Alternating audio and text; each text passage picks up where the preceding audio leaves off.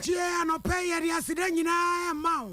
pampa sudunsia was ya brefo ebreso anopay sensema yaboa no wakan kase bomu ye de bedamo Sompa 93.1 FM Sompa 90.7 Sompa 98.9 abefo kwan kase ewia sing na dani bia ba ye nam so ya to ya pete kase bonu nsema titrani a wo betie nie Colleges Teachers Association for say wo be ko strike wo mamunu nyina owura akwasia mu akwata ene mpanifo bi ahia ne nyina no eyoman komom bia on monyafo Alexander Afenyoma Kense was say wa friends and jofo shiamu wo hwe kwan sento kwaku bia eda nananum gomuafo ne afutu ntamo no wo beyi ede afiri ho Professor Kwabena Frimpong Boaten guso akasa na mpanifo bi so etwa nsem ne bi ede fa kirikire no won mo ekosuku e wa fie kobi 1983 fakeka won mo akoye adoye bi na atwumangwa bi just south about on person so mara sebetwane woni nsamtwerefo edi enkomo bia no pay MTN Ghana why editors forum e was santimantem nana Kwabena kese na fe ohinini ama kranchada zo of mami premaini kasia bono enchechemu ankasanie members ya won don colleges education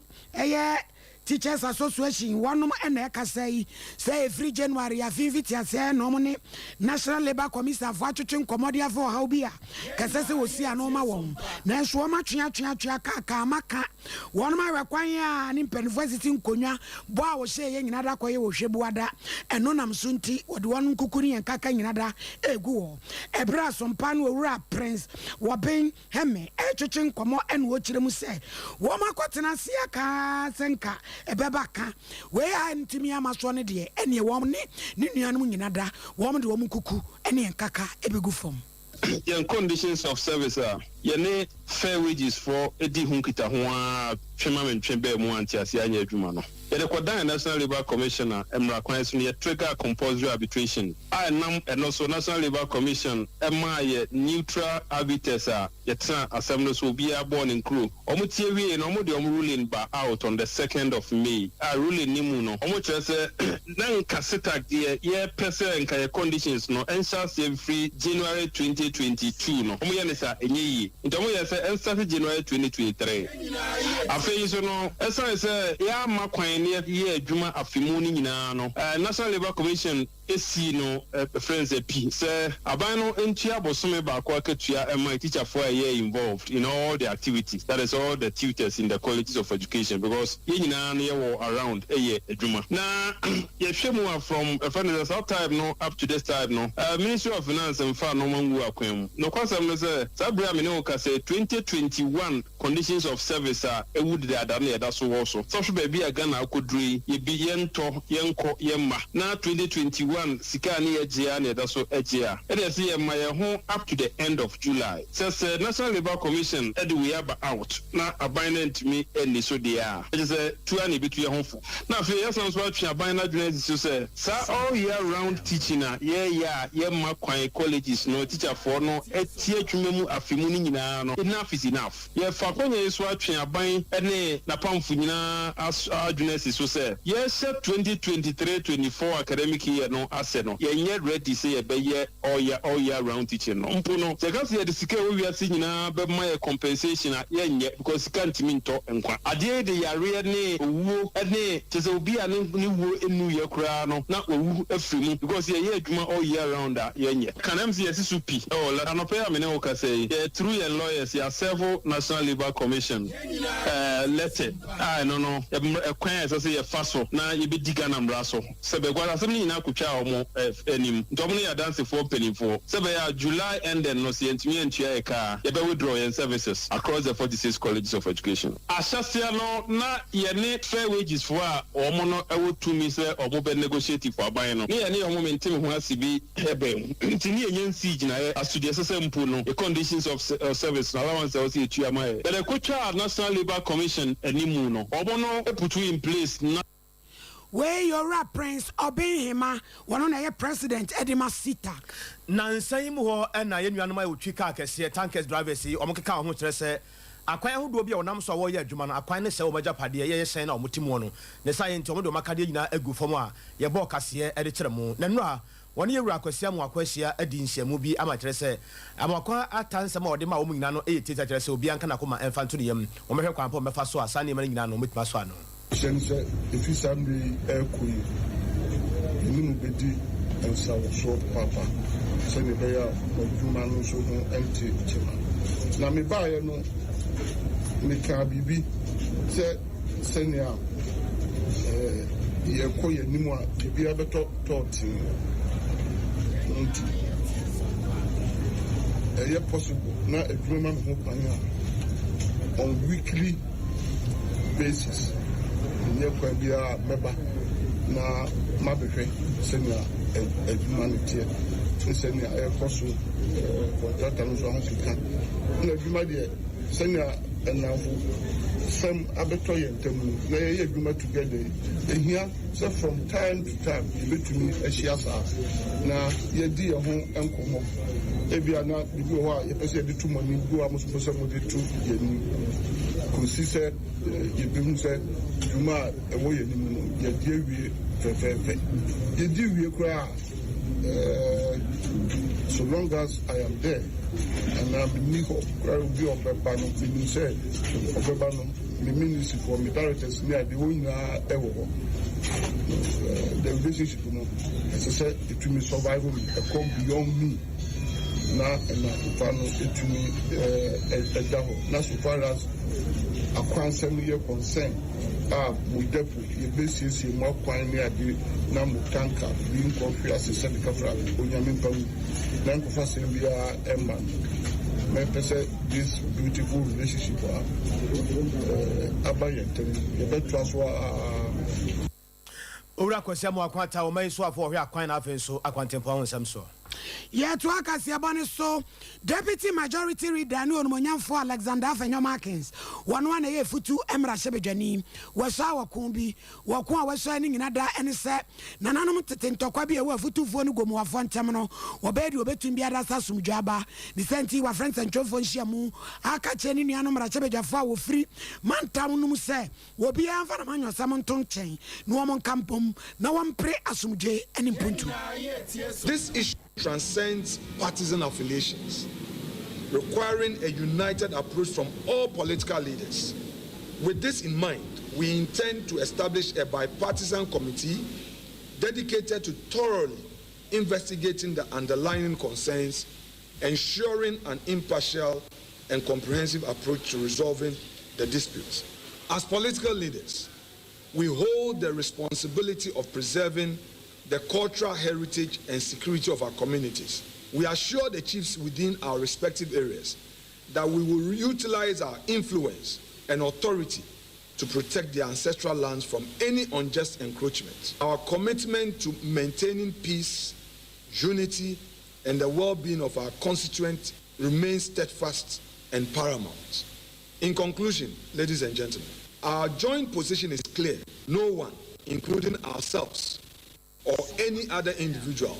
will be used to take away the lands of any chief. I repeat, no one, including ourselves or any other individual, will be used to take away lands of any. We are steadfast in our commitment to protecting their interests and we extend our assurances to the chiefs that they should remain calm and that we will utilize our influence and the appropriate government bodies to ensure that the ancestral lands are safeguarded from any unjust encroachment.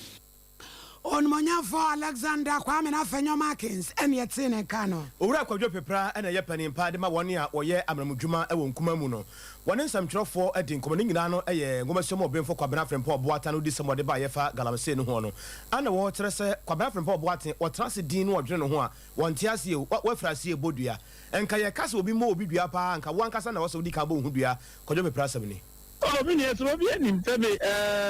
the power ya born no so asuchen and mining is even in the Bible. You know, so at the end of the day, boni e fume gudie and any to fume gudie ni na distraction. Fume gudie itself is not about say mining alone. You know, cause the go dinchine na oni say no so no yes esase. It is obi no dinchine bi as yangu boni ni bedio. Cause distraction no ni na because of ye pench ni dia no dia ni na yes is esase. Ye toso me no e dai na muti the cement ni see cement na edisi no cement no clean no eno no as a matter of fact ye my new one now nim ye sense as answer na cement na ba nti no say da na etim na me no kase di esi asori na no ya say nsuo ni nsase nti aso wo for nsuo me ni omu video te de Sompa bo take no kase ahwe a ye de mix cement e de chop blocks no nim say ahwe no nsuo two others so Kojo bepra eye panimpa de ma woni a woye amramdwuma wonkuma mu no onkabom ko no 1983 esuafo ya woko suku wafie kobi girls senior high school yes abrani e friend atwemaman secondary trabrom ya no atwema kwahoma wakeka ka wonum ho e kwa akoboa wonum suku yi enam so mo akachira Ghana fo nyina da se breakthrough se ba bi bia da ufiri hwi ase obe start e frase asode nam we bia da wo nso atumi de akoboa president odi koya ni mu no owura eje da ako en wo kasa wo kirekire mu ni se emeburu ni wo man no eda esi etumi ye bibi ne de eboa wonom na wakasa wobra wodi enkonwa eni enteburu anoboa no som Ghana sika frei no empemaduro no wodi koma suku no enom de nsemu yi eto Ghana fonim se school yi wo chine history ne se na eye meschool nti na mema nyina aka ho sese wo ka se wo ko afia ko bi a no bi ka se hey why iso di pakona wanyini kakra te se de ye de yanyina duri enye saa de obaka bia ni ho di pakona beti ase because ono fi se start afia ko bi na ne start enam musa but na e bibi asa na ye change no abe ya afia ko bi nti ba ha no e memma ne ma ya kan ho abom a ye wie 1983 ena ye ba ha na mma ye chi se momunkonwa common room ne omo drawers ne ma bi ase na nanka the whole association nanka ade no but na yaso yefiri ha na 40 years ni de ya kaka ye ho enti yehu zani ase no sa de be giabo ye ho yo na kire se ya bo amanso ko afie ko bi gas bi etinyo ono nko ena ne won ko bi eno akire ena madam a wono no we school no so wo wura ye Sylvia Newton wo je ne men wo bo wono mabaso se nukure ne wo ma yade wonu ne an ma aka kire nso mra okoso ada cheche mabane mode ba wa body stem program so e dia ba school no mu. In fact, you want some yanka, or my idea pa facts. Sana year group be a yanka, here, dear Ketting Kitty Honoma, Kawoma meet Edia Mayo. We cry on my who baby. So, more to me, a yin comyada dana, a war. Staff common room no more donate new ones send your teachers no be comfortable no more peace of mind no more to me esiade ana achire amake no more kwatena ho nso esiade obunya no nko obi ye group for the tour TV and the fridge e dey kan wo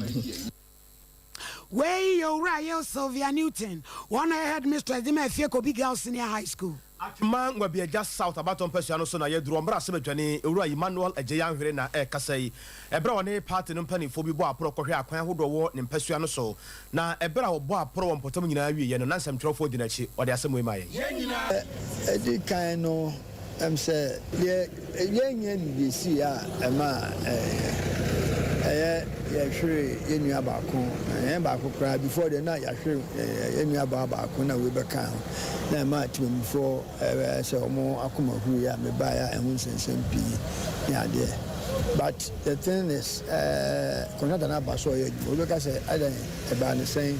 ya de na contractor na fi no ba so ya de ba din yen say kwan contractor wo so ye adwuma ogusu ye adwuma ya de ba nso no to sana adwuma no say na adwuma na branch kakra ko be so very good worker also mention ko from there sir you do surely job nti emu na ya hwe ni sanka so beti ama asan na abakwan so a the unfortunate incident happened atwema ngwa bia ja south about person so mra sebetwani Emmanuel Ejeyan hwere bono mra ni bulldozer ade sɛ ye won potam hobi nso ɛsane nsɛmu kakra nim enche kra ne nsuo eyiri fa nipa baako de koye wa ha mesro ya na me fi wa ya na mete so ata se sad but wa ya de ta din si ye no obaye de amanfo ye nyina ye kan ho a ye nyina no wan pa ba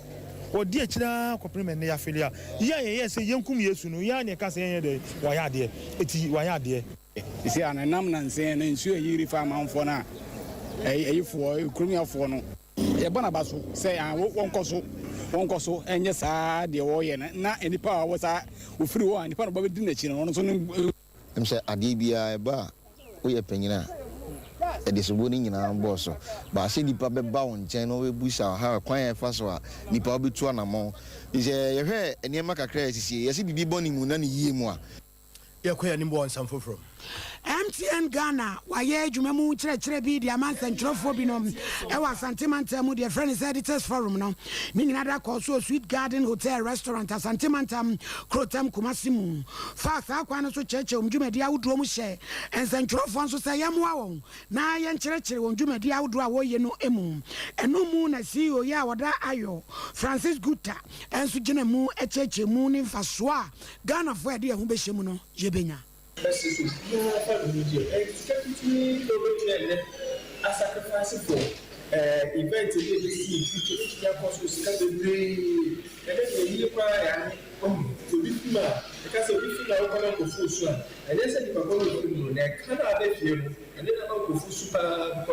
which we just up for homes and answer we maybe I will some of which any that we are back with you person plan here. We are this business with Ghana after and I just said poverty cycle now the says and then the easy like that. We people see come on the dinner for support. I said you have to return the favor in the near future. It's always about the said Ubia for insurance. I say the family cover product here launch you pay just 15 Ghana cedis every month from your mobile wallet. So we have 15,000 life cover. If I could go, we be fear more than your support the friends in here. The same thing that you do to hospital. You pay 15 Ghana cedis, about 300 life cover every day. You do that for 10 days 3,000. Where your Francis Guta or no penny quancha for that ayo insurance MTN for Ediabano ano. Ye kom fimfiri mantem commander edina egwafo abrem na ye gina krobi wo ye fra wo se engwado na wo hene ye wo ho na kwaku emisa na nsam twofo edi enkomo na asem wo ka nyina no eye tietia wo tere se afra se ya etwamu no ne mma ene ne nana no mo wo sa ne mpasua no so no mabɔ modern papa e wo ngumasua mu enkankan ne BC afamti oni bibia ya na cha se ontimi nsan kwala ne din ono so atu ne botu mabɔ nkwala na ba so pa ya cha se ode nsam mu nsam twofo. And the educational awards in this presentation here is the first of many to come. You know, from a more motivated one, you push one. About one who wasn't, you aggregate 8, 7, 14, when your schools is so work. Now you say, by anything, you're better on the part, but you born one, then you push one, go to more cock. Then, yeah, school bag and provisions. In your former work of boarding school, you went years ago. And the initial one, the exam on light refreshment. Na nkomo yezi no so ye hu bia na ne challenge school no so ye bobo ye hu ye bobo binum the books and entries kakra e bi so other challenge ni nyina ya chro e chiri ye bahwe na yezi hu dum no awofo no so when you help we here one waton kakra Nana kwa misa wo yengwado hene ngwado ayeka ho asem no commander di na gwafo abrem e wo emfimfiri mantem na yentie yemba ene ye wo faase no bi nsoi na yetu ya bin in na waso sa kadese e ko woni man remember your background one made out here now if we become good future leaders we go back and help our background which is our MA school or our primary school. Program is highly successful. The come to market after all I'm made yes it's me about boy you know it means not much when in Canada na emisa edina God behind us them award their down more than now the lease in Badumba between the lease from me to Marble Madin Mohammed Amadia Wasidi Tamia Abenobayam Yam I can see that I'll be the menu there minimum them for the attention with determination perseverance not hard way that's matter than us go shadow damage. Anopai asam no ye tietia ba bia wonam ne ba bia wo kobia no e ma wrefe se ubegye aperitivo na wanya miso no apɛ 5G ne bia ka ho aperitivo 5G and a miso anonia mi ensan se wunya bi a ahoɔden nko a ba ko ye dikan ya ye de kyerɛ wo no ye frɛ no aperitivo ɛno ɛwɔ to atea ketewa bi mu sa se wunya bi a siesie nipadua no gye nipadua no si yie ɛwɔ apɔmuden kwa so yɛsɛ da bɔka efiri Italy mamu ana yɛde aba Ghana ha se ya esiesie nipadua no wura wo mogya mu ntene no won kasa mu a ahoɔden nko a ɛna wo de kɔ yɛ adwuma bia ya wo pɛ sɛ wo de yɛ de ɛtɔ so biem so ɛyɛ 5G ɛno sɛ ne mɛma se nya bi a yɛhoɔden no ɛno ana ɛhyɛmu kena for all your programs wo nya bi sɛ ya ɛbɛte w'anim ɛwɔ dwumadie bia ya wodi mu ɛna de twa to a mede kyerɛ wo no so yɛfrɛ no mizo no sɛ no emu odu kyɛ de medical bɔbɔ so yɛ aperitivo ɛne 5G ni nyinaa ɛde ama mizo no enie mizo no sɛ wo nya bi anɔpa sɛ no a emu odu nti sɛ kwa wo widie no sɛ no a ɛbɛtumi agyina wo ho saa kɔpem sɛ anwummerɛ ya wobɛba fie na wanka so wakɔpɛ aduane bi a wopɛ sɛ wopɛ na wadi baabi ɛtɔ drinks ne baabi ɛtɔ nsuo bi a sɛ wonya nya bi a mesrɛ wo yɛ abra Sompa TV Sompa FM na ɛbɛgye bɛɛkɔtɔn ɛnsotɔ baabi a wo bia no frɛ number yi sisi a na yɛmmerɛ wo bi mu a mohwɛ TV no deɛ number no ne gu ase ne mmom no sɛ bi a wohwɛ Facebook live no so wobɛhu number no wotie bi a ɛwɔ radio so anaasɛ adeɛ deɛ a ma memmɔbɔ number yi mfama wo na ni nkɔmmɔ sisi a na yɛn package bi kama na yɛmfa mmerɛ wo 0246 270 221 0246 270 221 Nana Pabana Kese and Afi. Ama Crancha does of Mammy Premania Sant Samai, Ajimi Atsumo, Mammy Difu Froba Mesa. Yadamasi, I'm watching. If you're a